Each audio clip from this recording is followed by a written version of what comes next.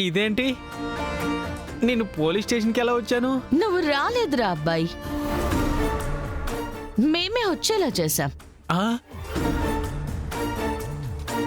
Madam, నాకేం అర్థం కావట్లేదు. నేను గెస్ట్ హౌస్కే బయలుదేరాను మేడం. అక్కడికి బయలుదేరావురా, కాకపోతే 1, 2 ఒక 7 రాంగ్ టర్న్స్ తీసుకున్నావు అంతే. అమ్మా, 7?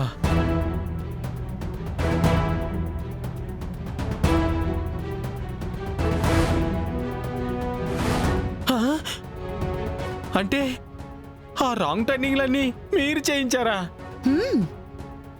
నా బతుకు చెడా.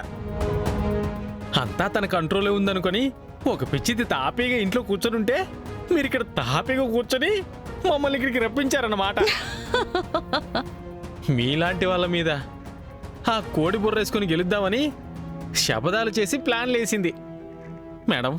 ఇప్పుడు నా పొజిషన్ ఏంటి మేడం? రమ్య మేడం, తాతయ్య గారిని జాగ్రత్తగా తీసుకెళ్లి సెల్లో పెట్టండి. Okay ma'am. పద. ఏం కాదు.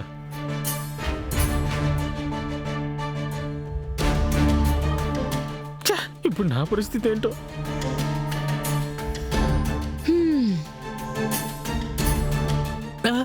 మాకు కావాల్సింది వాడు దొరికేశాడు.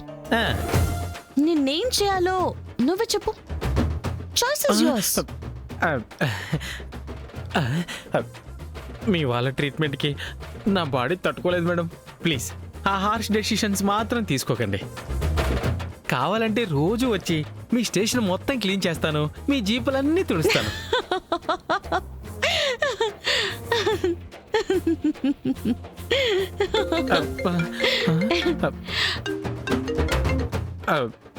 సరే.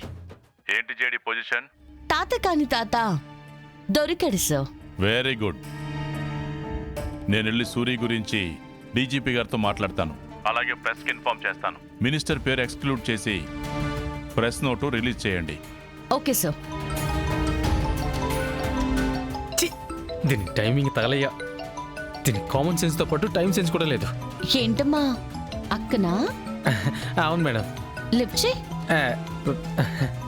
ఏయ్, స్పీకర్ ఆన్ చేయి. జీ అభి, సూరిని సేఫ్ గా తీసుకెళ్లిపోయావు కదా, పోలీసులేం మిమ్మల్ని ఫాలో అవ్వలేదు కదా? మీరు మరీ మినిస్టర్ గారు, మాకు అసలు వేరే పనేం లేదనుకున్నారా?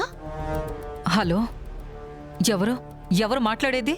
నీ ఓటమిని, నీ నిజం, నీ గతాన్.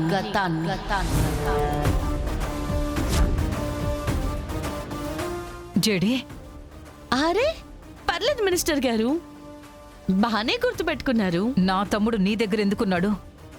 వాణ్ణేమైనా చేస్తే నేను వదిలిపెట్టను. మినిస్టర్ గారి తమ్ముడు గారు, ఈయన్ని మేమేం చేస్తాం చెప్పండి? జస్ట్ మన సూర్య ఉన్నాడే, వాణ్ణి అరెస్ట్ చేశాం అంతే.